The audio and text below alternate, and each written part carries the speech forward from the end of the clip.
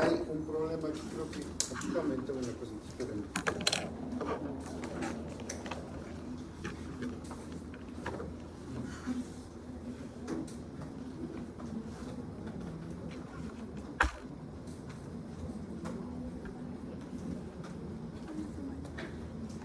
Tenemos presión baja. ¿Qué va a pasar? ¿No es cierto? Que viene la presión baja, quiere decir que está viniendo por aquí una subdivisión, ¿ya? Entonces la presión está baja, quiere decir que no está apretando mucho, muy leve su apertura, la presión baja. ¿Por qué? Porque ha perdido líquidos, está deshidratado o ha tenido una hemorragia, algún problema. Entonces, viene por aquí, captan aquí. Este es el aparato glomerular. ¿Qué va a captar? La presión baja. Secreta entonces, ¿qué? La renina. La renina actúa sobre el angiotensinógeno que se produce en el hígado. El angiotensinógeno siempre se está produciendo y tenemos un stock de renina que va controlando la conversión en angiotensina 2 constante, pero eso aumenta. Si hay hipotensión, entonces hay mayor renina. El angiotensinógeno que se secreta es aprovechado al máximo y se forma ¿qué? La renina actúa sobre el angiotensinógeno, lo convierte en angiotensina 1. La angiotensina 1 va a pasar por el pulmón. ¿Pero por dónde va a pasar por el pulmón? ¿En qué lugar del pulmón? Para que se orienten, no que estén ahí pensando que vuela un pajarito al lado del pulmón. ¿Por dónde pasa? ¿Ah?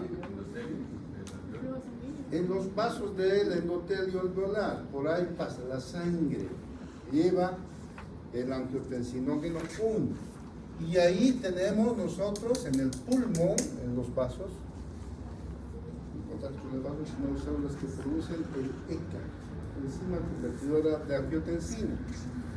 Pues aquí tenemos el ECA. El ECA va a convertir la angiotensina 1 en angiotensina 2. La angiotensina 2 es un potente vasoconstrictor, o se va a producir vasoconstricción, que es una respuesta ¿a qué? A la presión baja. ¿Para qué? Porque la presión baja, hemos dicho, sin presión no puede distribuir. Tiene que haber vasoconstricción. Entonces, por otra parte, eso es una compensación inmediata. Sin embargo, va a estimular la sed. El individuo tiene sed. Y segundo, es lo más importante, actúa sobre la corteza suprarrenal y produce aldosterona. La aldosterona va a producir la absorción de sodio, excreción de potasio y de iones. Esa es la absorción de sodio de la aldosterona. Aumenta osmolitos, osmoles. Si aumenta osmolaridad, entonces aumenta ¿qué?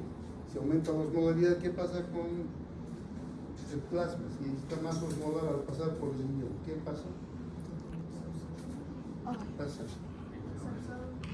¿Qué? Atrae más agua. Se mantiene el volumen y si aumenta la osmolaridad, ¿qué pasa? El gradiente va a ser más que, ¿y eso qué produce? Más atracción de líquido, más absorción de agua. Por tanto, se produce aumento de la presión. Aumenta porque efectivamente mantiene el volumen, pero no solamente a nivel renal. A nivel renal, esta absorción en el riñón va a colocar más solutos y eso absorbe más agua. Entonces, si se tiene más agua, aumenta el volumen y aumenta la presión. ¿Ya? Esto tiene que estar bien entendido, ¿ya? Por favor. Los medicamentos, el medicamento más noble que se ha inventado es los IECAS. Enalapril, lisinopril. Los IECAS, ¿dónde creen que actúan? En el aparato extracelular de los IECAS. ¿Dónde actúan los IECAS? ¿Qué quiere decir IECA para empezar?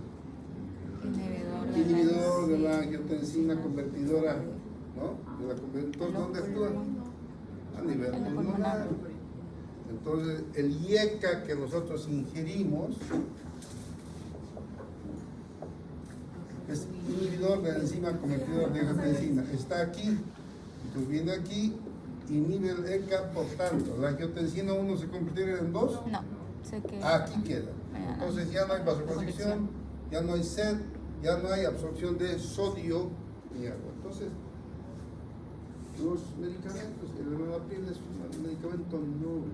Ustedes van a usar lo primero que se usa por entonces los IECAs famosos. ¿Ya? IECA se lo usa, el enfermo puede usar años y no produce gran cosa. Hay que tener cuidado. En el farmaco van a aprender que contraindicaciones tiene. Todo medicamento puede hacer daño, pero si se lo usa bien, nunca va a tener problemas. Entonces, por eso estamos repitiendo para que ustedes entiendan. Ahora, fíjense, aquí está lo mismo, lo que les he explicado, ¿no? El sistema de angiotensina aldosterona. Y aquí está lo que estimula la secreción de adenina. Este es el aparato yuxtaglomerular más grande. Está compuesto por la mácula densa que está en el túbulo distal, la mácula verde, mácula densa, y estas son las células yuxtaglomerulares propiamente dichas. Entonces, los dos componen el aparato yuxtaglomerular. Estimulado por, ¿quiénes estimulan la secreción? Cuanto más adenina se estimule, ¿qué va a producir? Aumento o disminución de presión. Aumento de la presión. Aumento de la presión. Cuidado que en el examen me estén pelando, ¿ya? Entonces, si hay más adenina, más presión. ¿Por qué? Porque la adenina va a tener más conversión de la angiotensina. No que no, en la angiotensina 1 y por tanto, entonces, no aumenta la presión. ¿Quiénes estimulan la adenina? Disminución del flujo. ¿Qué es eso? Si disminuye el flujo, es el volumen del sangre, presión baja. Entonces el flujo empuja poco, hay una disminución del flujo, por tanto eso estimula, y eso está aquí, fíjense, esta es la arteriola aferente, por aquí entra, entonces inmediatamente aquí capta, ¿no es cierto?, la sangre que está entrando. Aquí tenemos estas células que son sensibles a la presión. Entonces, si la presión aquí no empuja nada, inmediatamente estos van a hacer que se secrete la adenina. ¿Ya? ¿Qué más? Activación beta-1 adrenérgico en células yuxtaglomerulares. ¿Qué es activación beta-1 adrenérgico?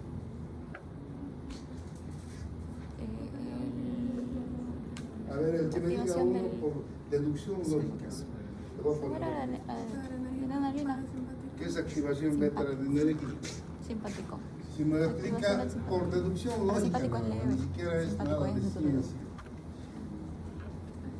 Está en el último capítulo del libro de Neuro. ¿Cómo es? ¿Alguien? Nadie. Sí. ¿Dónde está mi querido? ¿Dónde está tu compa Frank? Fue Franco, siempre le sacas 2, 3 puntos por clase. ¿Cómo fue? Te calma, ya no funciona. A ver, a otra persona. Activación beta. ¿Para qué sirve la adrenalina? Cuando en una crisis, depresión, ¿para qué sirve la adrenalina?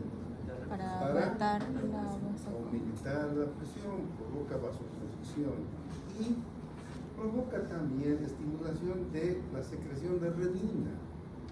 Pero la adrenalina tiene los receptores alfa y beta, por eso dice beta adrenérgicos. Entonces quiere decir que aquí tenemos nosotros receptores. ¿Qué tipo de receptores tendrán? Beta adrenérgicos. Entonces cuando viene la sangre, trae también ¿qué?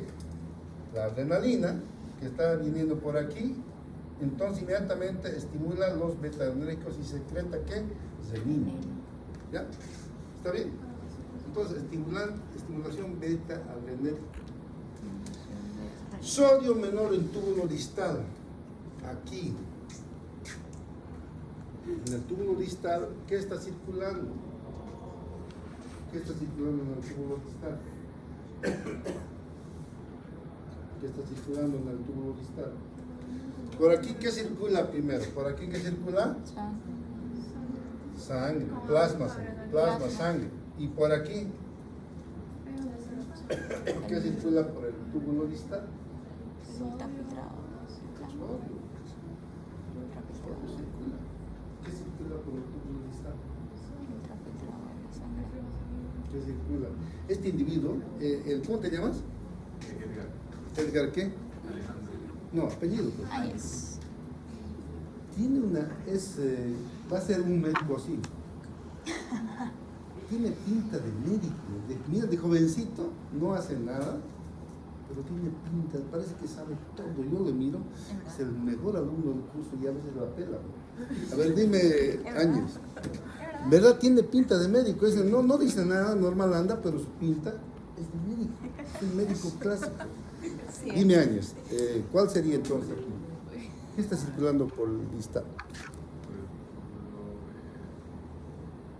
Pero filtrado de la sangre. Está bien. ¿Qué es ese filtrado? Dime, esto es. ¿Qué es? Orina. Orina, ¿ves, médico? ¿Ves? Bien, de hecho. Es un tipo que... estos tipos tienen suerte, porque les abren las puertas, porque tienen un aura de médico. Él tiene aura de médico. Y va a ser un médico, y si estudia, va a ser no solamente en figura, va a ser en conocimientos también. Lo que no tenemos nosotros, porque yo nunca he tenido pinta de médico. A mí me han despreciado salir de médico. Usted es un médico, me han dicho, cuando he salido. Pero hay gente como este. Ahorita mismo yo soy estudiante de medicina. No, si tendríamos hartos estudiantes, veníamos, sí, este es estudiante. Tiene pinta de estudioso, parece estudioso. Ya. ¿Parece? No. Bueno, pero en la anterior me acuerdo que sacó mala nota, le llamé la atención, ¿ven? Sí. Bueno, entonces, escúcheme, está circulando orina. Y si la orina sí tiene sodio. Tiene sodio, tiene potasio, tiene urea, entonces, urea. La orina tiene un pool de sodio que está eliminando. Todas las orinas tienen un pool, una cantidad normal de sodio. Si el sodio en aquí disminuye, quiere decir que está faltando sodio adentro. Entonces la mácula densa tiene sensores aquí, ¿de qué? De sodio. Cuando el sodio va circulando, ¿no es cierto?, los moléculas de sodio en menor cantidad, entonces estimulan a la mácula densa. Y como producto de qué? Secreción de Renina. renina. Entonces fíjense cómo la presión arterial de todos puede ser porque empuja la pared arterial, o porque hay estimulación beta en el simpático, hace aumentar la presión arterial. El sodio, si uno no tiene sodio, tiene hiponatremia, estimula la secreción de renina. El sodio, como dijo la señorita, mantiene el volumen dentro de la luz vascular, ¿no es cierto? Y la misma disminución de renina. La renina tiene un pool también, un pool que está circulando constantemente para mantener estable la presión. Entonces, cuando eso disminuye, pues bien, se aumenta la secreción de renina. ¿Alguna pregunta de esto? Eso, por favor, yo quiero que lo entiendan. Efectivamente, esto es memoria, pero quiero que lo entiendan. ¿Ya?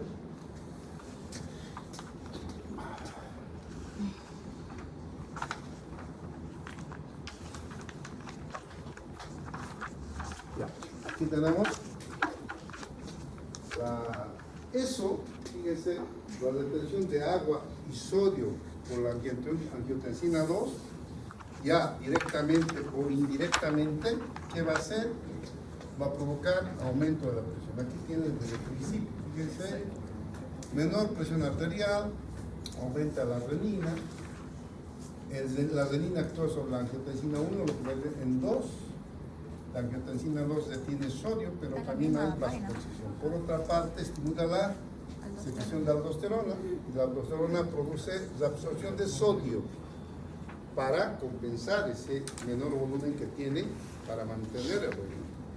Y aumenta la excreción de potasio e hidrógeno.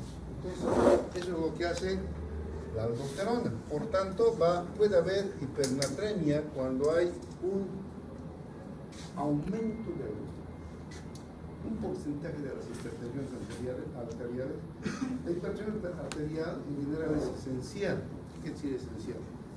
Que no se sabe cuál es como idiopático. Esencial. Un individuo lo produce, el médico no sabe. Pero un porcentaje de ellos es por aumento de aldosterona.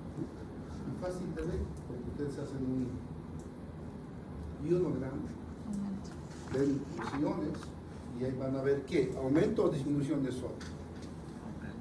Ya. Aumento. ¿Y qué va a haber en el potasio? ¿Aumento o disminución de potasio? Disminución. Mucha Entonces, expresión de potasio. va a haber disminución de potasio, baja de potasio, hipopotasio. Eso nos habla de que esa presión es por hiperaldosterona. Entonces, simplemente viendo un detalle, podemos nosotros captar. ¿Ya?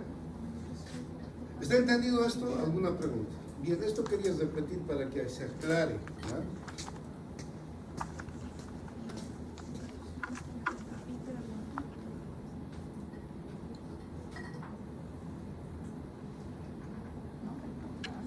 Vamos a ver la microcirculación y el sistema linfático. Yo les había dicho, no sé si ustedes o el otro grupo, que la piel está recubierto prácticamente con una tela, como si fuera un tapiz. Estás recubriendo la piel y ese tapiz está formado ¿por qué? Por vasos. Son capilares, de tal manera que solo un puntito y sangre. No estamos pinchando ninguna arteria, lo que pinchamos son capilares. Y aquí están. Fíjense esto es debajo de la piel, ¿no? Estos pequeñitos que son vasitos, son estos. Están constando de un vaso, una arteriola, que está una metaarteriola con su esfínter, y estos son los capilares. Estos son los capilares. Ahí se produce el intercambio.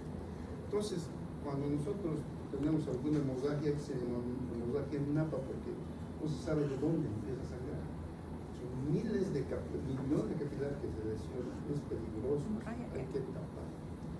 Entonces, en la microcirculación tenemos nosotros las arteriolas, las metaarteriolas, y en la metaarteriola nacen los esfínteres precapilares. Aquí, por favor, eso ténganlo presente. Esta es la metaarteriola y aquí están los esfínteres precapilares. Aquí no está muy claro, pero bueno. El esfínter precapilar está, aquí está mejor, ¿no?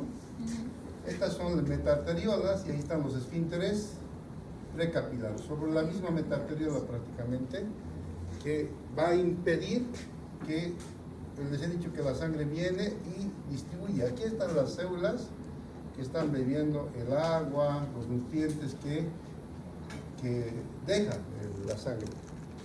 Pero si esto se cierra, entonces las células entran en una especie de hipoxia. Tiene un tiempo bueno para vivir cuando no es cerebral. La cerebral nomás es muy exigente. Metabolismo cerebral no dura más de 5 minutos en la corteza. Eso es fatal. En cambio, el músculo puede vivir horas, ¿no es cierto? Inclusive creo que son un día y algo así. Finalmente se muere. Pero dura mucho tiempo. Entonces el cuerpo utiliza esa lentitud, digamos, para en alguna pérdida de sangre produce un cierre de las metaarteriolas, o sea, cierre de los esfínteres precapilares, y viene la arteria por aquí y sale a la vena directamente, a la vénula. O sea, en este caso aquí, ¿no? Para que entiendan. Directamente ya no circula la sangre por los capilares, sino que viene la sangre a la vénula directamente. Hay cortocircuitos arteriovenosos que permiten que la sangre vaya fluyendo. ¿De dónde se saca mayor sangre? Del abdomen, la circulación es plática, y de la periferia. Les he dicho que cuando hay una crisis de pérdida de sangre, el paciente está pálido. Y una palidez de un hombre que está caminando es algo grave, porque eso es hace tiempo ya que está pasando. Una palidez aguda, por decir, yo la veo ahorita la señorita simpática y en la noche la veo, es generalmente por sagrado, pero una palidez que dura varios días es porque hay algo que está chupando de la sangre y generalmente es cáncer, porque los cánceres están ocultos y no se notan, solamente toda la sangre, todos los nutrientes, todo el oxígeno, ellos nomás ocupan, ya sea cáncer de hueso, lo que sea.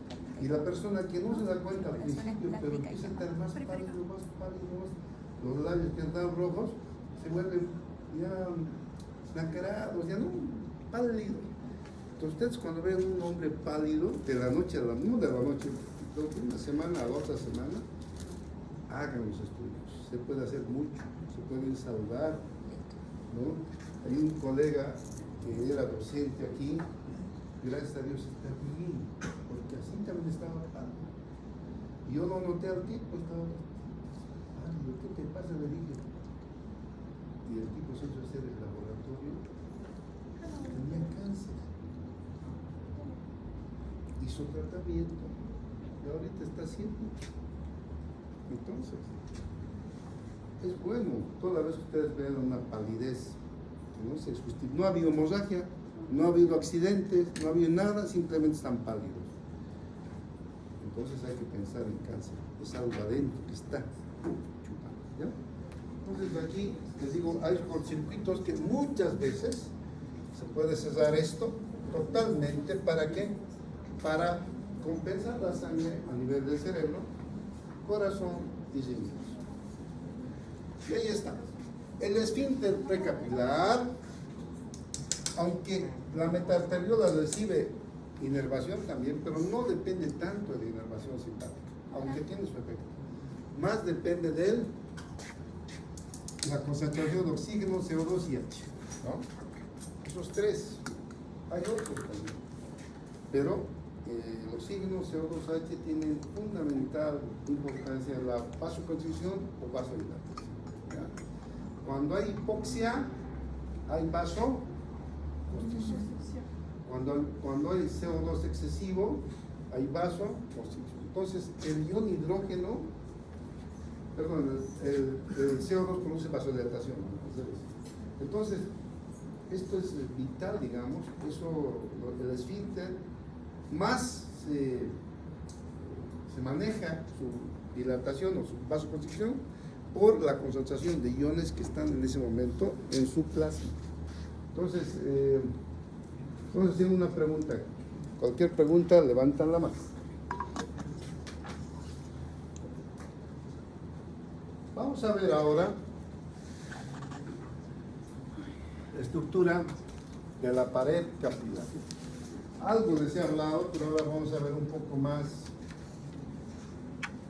Esto, miren, se olvida la mayor cantidad de la gente. Pero qué lindo es cuando uno encuentra un residente, le pregunta uno y responde. Le pregunta uno y responde. ¿Qué es? Da ganas de abrazarlo, qué bueno. No ha sido en vano y eso espero de años. Años va a entrar a la residencia y todo. El tipo no hace esfuerzo, mira, es normal, así mira, pero así mismo está como mirando un doctorazo, ¿no? Así. Doctor, tienes que saber, tienes que ser el mejor. Entonces, estas cosas que son sencillas, ¿cierto? Es lindo que cuando un estudiante o un residente se acuerde, porque en la residencia más es práctica, no hay teoría, sí, pero más es práctica. Y cuando el residente usa el conocimiento, ese es el mejor que hay. Fíjense el capilar, la pared capilar. Este capilar que ustedes ven solamente tiene endotelio y tiene su membrana basal, nada más. El endotelio está fenestrado, tiene poros, ¿ya? Entonces tiene una pared endotelial y poros, nada más tiene. No hay músculo liso, no hay otro tipo ahí, entonces es delgadito y pequeño. Tan pequeño que por aquí el glóbulo rojo es de este tamaño, fíjense, así el glóbulo blanco. Entonces los glóbulos rojos se agachan, agachaditos pasan el capilar. Entonces, a este nivel se produce por los poros, por aquí. ¿Qué se produce? La salida de agua, ¿no es cierto? Bueno, la entrada más bien de agua, salida de los detritos, también aquí la entrada de agua, pero también la salida de urea, por ejemplo, ¿no? Los detritos de las células, ¿no? Entonces, de todo empieza el intercambio, la glucosa y demás también salen y entran por ahí. Entonces, los espacios de los capilares varían según los tejidos. Algunos tejidos tienen más grandes poros y otros tienen menos poros. Tenemos, por ejemplo, bueno, me voy a saltar ya. Fíjense, aquí están los capilares, fíjense los glóbulos rojos y aquí está el endotelio prácticamente. Y esto lo vamos a ver. Fíjense, aquí tengo ejemplos de capilares. Tenemos capilares continuos donde prácticamente no tienen mucho poro y son poros que no funcionan. Tenemos capilares fenestrados y sinusoidales con aperturas grandes. Este capilar continuo, fíjense, aquí tenemos un endotelio y prácticamente está chocando con el otro endotelio y no deja espacio. Este espacio intercelular da lugar a un poro entre un endotelio y otro, deja un espacio. Aquí nada. Este capilar continuo es general del cerebro. Aquí tenemos un capilar fenestrado que quería tener agujeros por donde se puede pasar libremente. A nivel gastrointestinal, ese tipo de capilares están envolviendo el intestino, ¿no es cierto?, para que absorban los nutrientes. Y en el hígado, cuando llega esa sangre con nutrientes, se sale todo. Puede ser que en el intestino haya alguna lesión, alguna úlcera, qué sé yo, una diarrea de esas brutales, se lesiona, hacen deposiciones con sangre, muchos pacientes.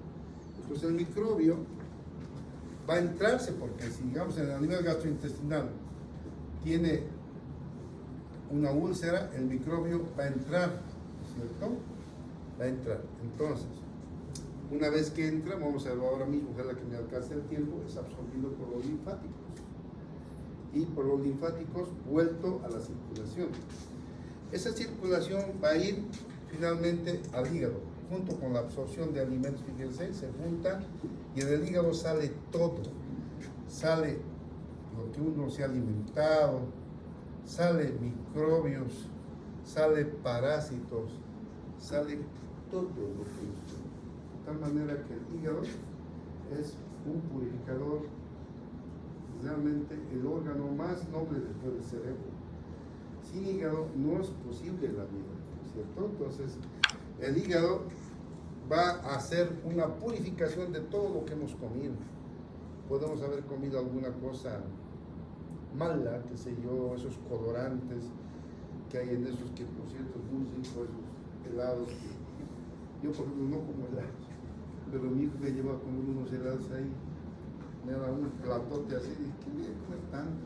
Empecé a comer, no me di cuenta que estaba terminando, que había sido rico. Susurraba los otros helados, antaño que no sirven tanto. Entonces, ahí tenemos que para dar sabor, tenemos químicos, colorantes, saborizantes. Todo eso no nos alimenta, simplemente estimula el paladar, nada más. Y eso tiene que ir al hígado, y el hígado entonces va a absorber todos los colorantes, saborizantes. Por ahí nos hemos comido un microbio, una bacteria lo agarra, un parásito entra y lo agarra. Entonces, el hígado es un purificador.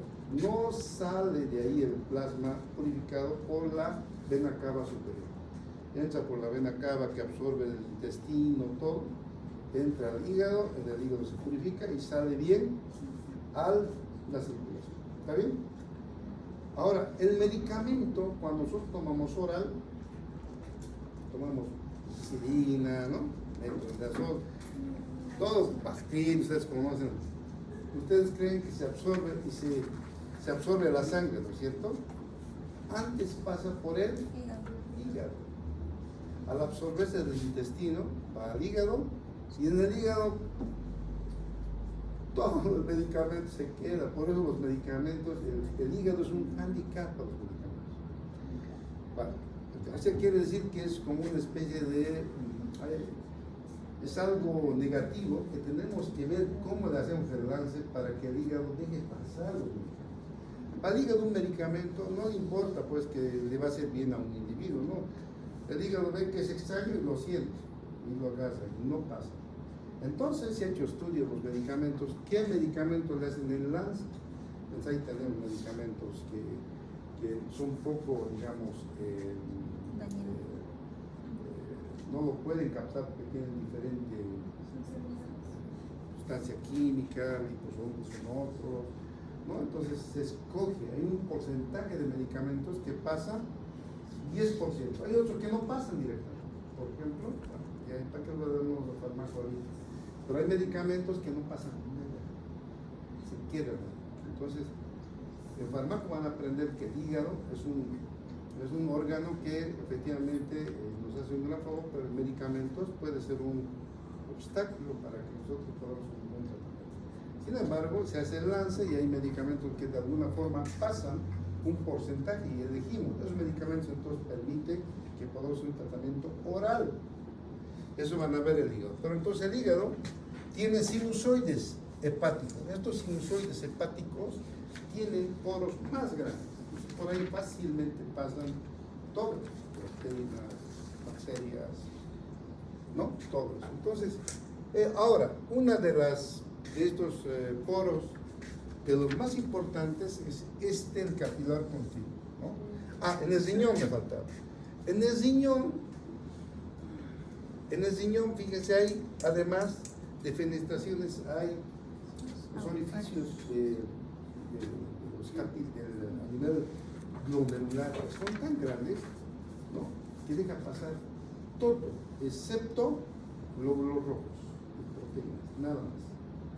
Todo lo demás pasa, ¿no? O sea, pasa todo el riñón. Pero lo de bueno, vamos a ver, el renal, todo se absorbe. No sé.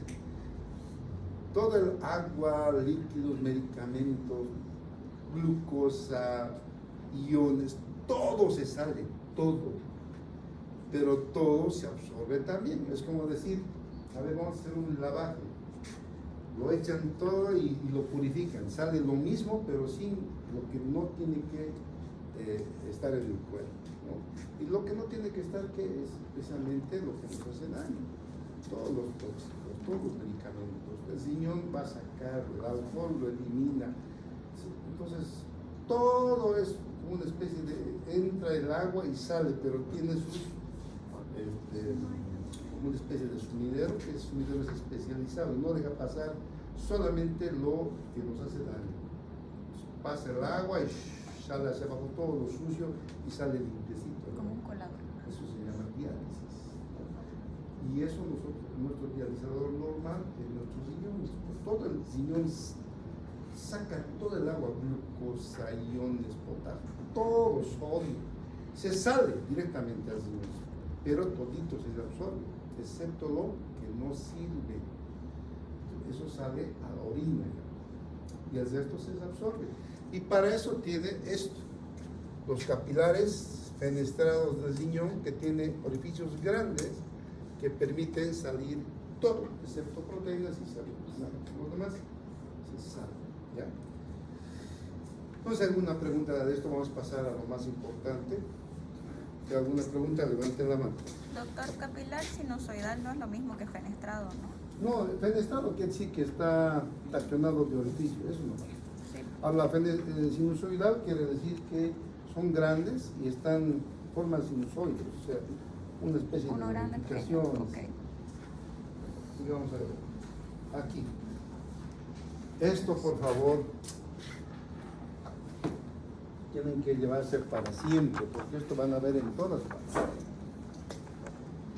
Los capilares que prácticamente sus poros no funcionan son los capilares cerebrales. En el cerebro tenemos la famosa barrera hematoencefálica. ¿Qué quiere decir vasera? BHE es vasera hematoencefálica. Si alguien me pregunta en el examen final, doctor, ¿qué es BHE? Ese no sabe dónde está. Porque BHE es vasera hematoencefálica. ¿Ya? Entonces, fíjense en el cerebro. La membrana, hemos dicho que, fíjense, aquí ya tengo el dibujo hecho. Aquí tenemos una muestra de lo que es un capilar cerebral. El capilar cerebral dista de un capilar normal. Un capilar normal tiene endotelio y membrana basal, nada más. Eso es todo lo que tiene. Y fíjense este capilar, ¿qué tiene aquí? Tiene el endotelio, que es este, la membrana basal, que es el verde, y dentro de la membrana basal están los pericitos, y por fuera de la membrana basal están los podocitos. Entonces tenemos endotelio, membrana basal gruesa, que no es la misma que cualquier capilar. Por fuera tenemos las células gliales, que son los podocitos, estos que parecen pies, por eso se llaman podocitos, y los pericitos, que están dentro de la membrana. Fíjense, la membrana prácticamente está abrazando los pericitos. Esto forma esto. ¿Qué es esto? Vasera hematoencefálica. ¿Ya? Esto es la vasera famosa hematoencefálica. Hemato, porque es la sangre, y encefálica, que es esto. Aquí están los famosos, ¿no es cierto? Las células cerebrales, ¿ya? Las neuronas. No hay conexión entre la sangre con las neuronas, no existe, porque hay una vasera gruesa formada por el endotelio, una membrana basal gruesa, los pericitos y los podocitos. No permiten que haya unión entre el plasma sanguíneo y la célula neuronal cerebral. Entonces, una persona, digamos, ustedes comen ese, qué sé yo, colorantes azul, qué sé yo, ¿no? El hígado sí los detiene, pero allá no pasa al cerebro.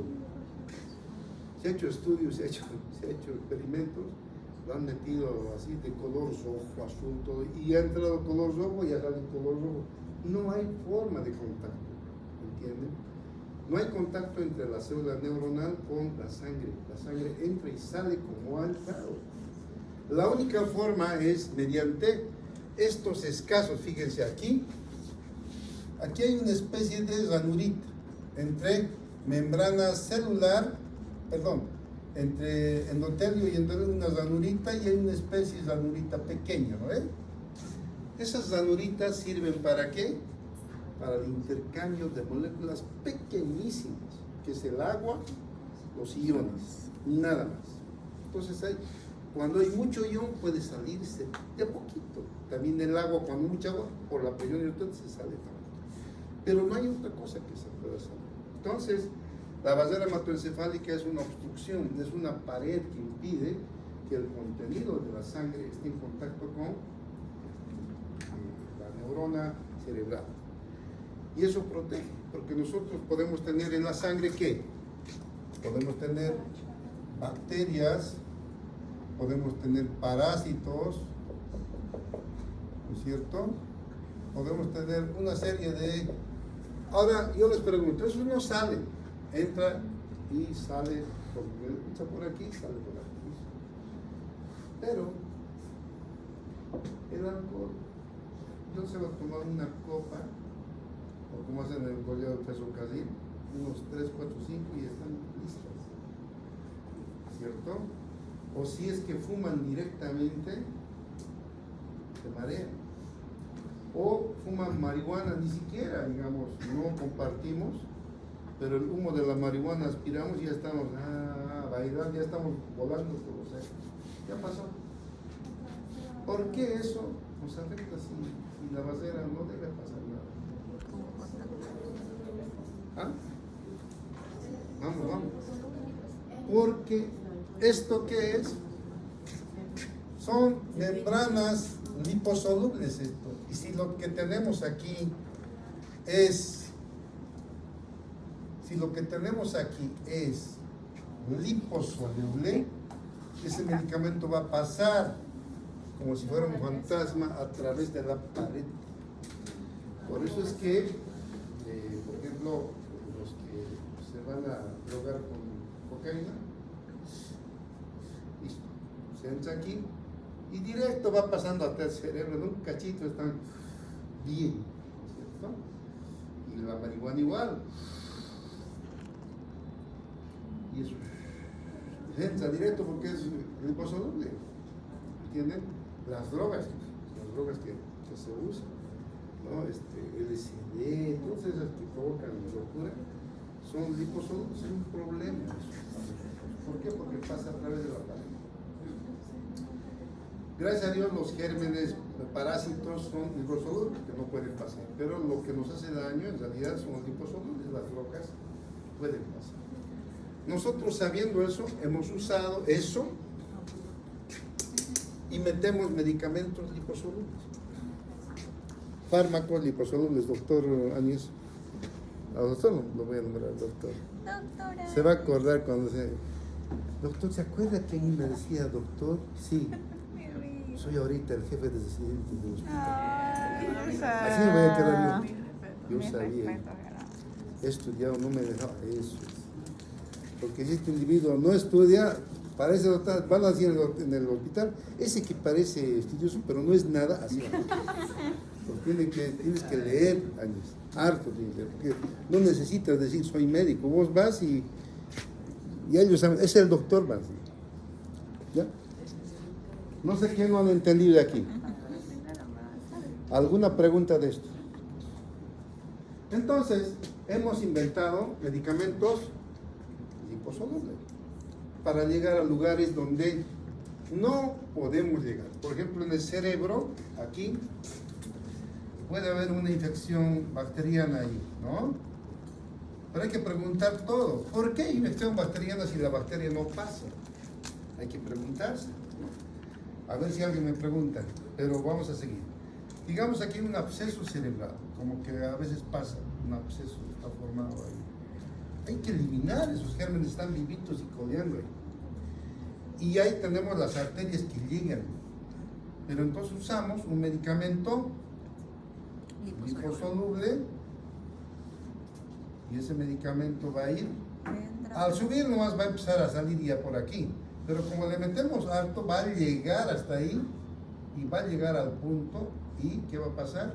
Va a eliminar al germen. Entonces los medicamentos liposolubles, el fármaco van a ver, son usados.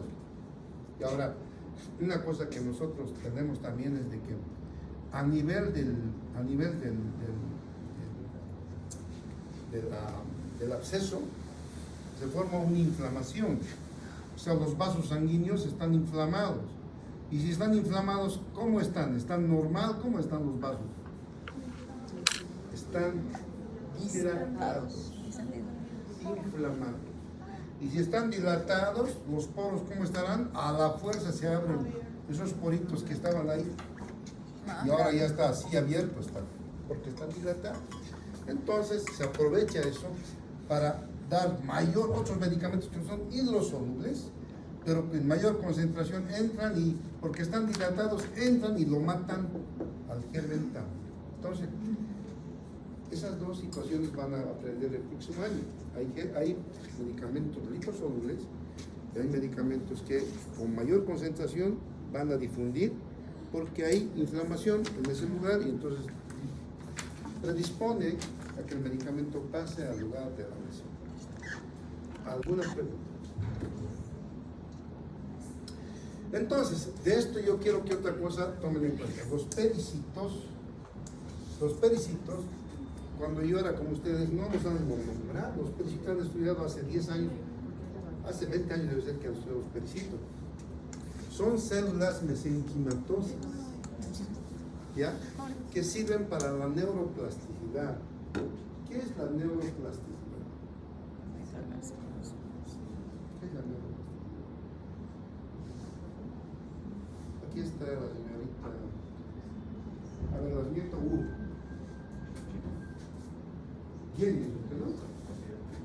¿Usted es Yo le veo chinita. Ay, no. Sí. Ay, qué linda la cama. Qué linda la cama. Yo diciendo que la señorita es la única que tengo china, ¿no? Es del otro grupo, entonces del otro paralelo. El doc. A ver, ya que no sé, ya vamos a preguntar a nuestro amigo, El a doctor nuestro Áñez. amigo, el doctor Áñez. Doctor, Doctor Áñez, responda. díganos a ver por qué.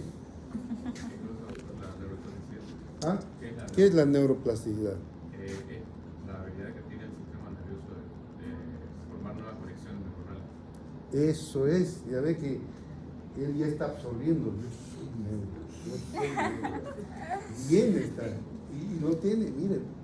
A ver, atiéndale, hasta la voz lo tiene. No es como de nosotros, neuroplasticidad. Bien.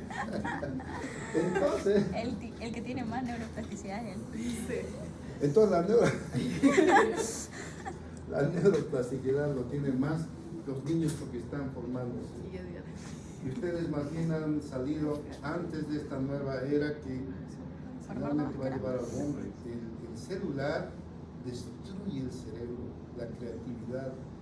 Los niños que ahorita están en la escuela con el celular no van a llegar lejos. Ustedes no han nacido de eso. Ustedes después en sus colegios recién empezó a echarse a perder. Nuestros niños se han echado a perder de bebitos. Esos no sirven para nada. Entonces, fíjense, la neuroplasticidad, atiendan por favor, la neuroplasticidad es la capacidad del cerebro de adaptarse a las necesidades del cerebro, en este caso, necesidades de las neuronas. Puede suplir la falta de otra neurona, puede hacer crecer algunos axones, nunca procrear nuevas células, pero puede revitalizar las membranas celulares, los axones, las conexiones. Entonces la neuroplasticidad, si no hubiera neuroplasticidad, una persona que, vamos a avanzar eso en neuro, por ejemplo, cuando tiene una lesión cerebral, ¿no? Y eso a mi papá, todo el mundo hemos tenido, a mi papá se quedaron un problema así de cerebral. Un día para otro ya no podía caminar porque todo un lado estaba paralizado. ¿Qué ha pasado ahí? Si todo un lado se paraliza, ¿qué pasó? ¿Qué ha pasado, estimado Franco?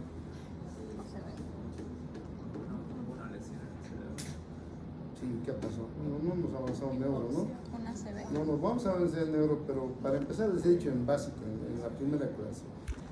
En neuro, el lado derecho controla el izquierdo y el lado izquierdo controla el derecho. Si es que yo no puedo mover este lado, la lesión está En el en el izquierdo. Generalmente la hipertensión provoca ruptura de un vaso y eso lesiona las neuronas y uno ya no puede pues mover. La corteza que manda los potenciales de acción ya no puede. Pero esas personas están 1 mes, 2 meses, fisioterapia, ¿no? Y luego al cuarto empiezan a caminar medio cojitos, al 5.º mes, al 6.º, al año están caminando normal. ¿Qué ha pasado? Neuroplasticidad del cerebro. Se adaptó. Tenemos nosotros millones de neuronas, de las cuales son usadas poquitas. Y las que no son usadas se adaptan a las necesidades de lo que el cuerpo sirve. Para eso sirve la terapia, la fisioterapia. Se adaptan y empiezan a mandar ellos potenciales de acción y entonces ya uno puede mover. Eso se llama neuroplasticidad y eso vamos a avanzar de aquí a 2 semanas, ¿ya? Entonces, para eso sirven los pericitos.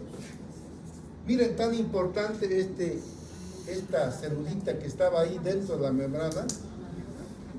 Antes ni lo nombraban, pero como han investigado poco a poco, han visto que los pericitos tienen mucho que ver en la neuroplasticidad.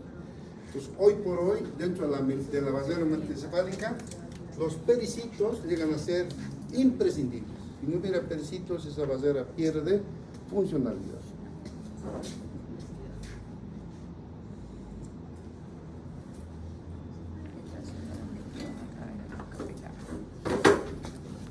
Bueno, aquí vamos a quedar en la situación. Aquí vamos a quedar en la situación porque esto es largo. Ay, pobre. Esto hay que entenderlo, por favor, léame el equilibrio de Starling.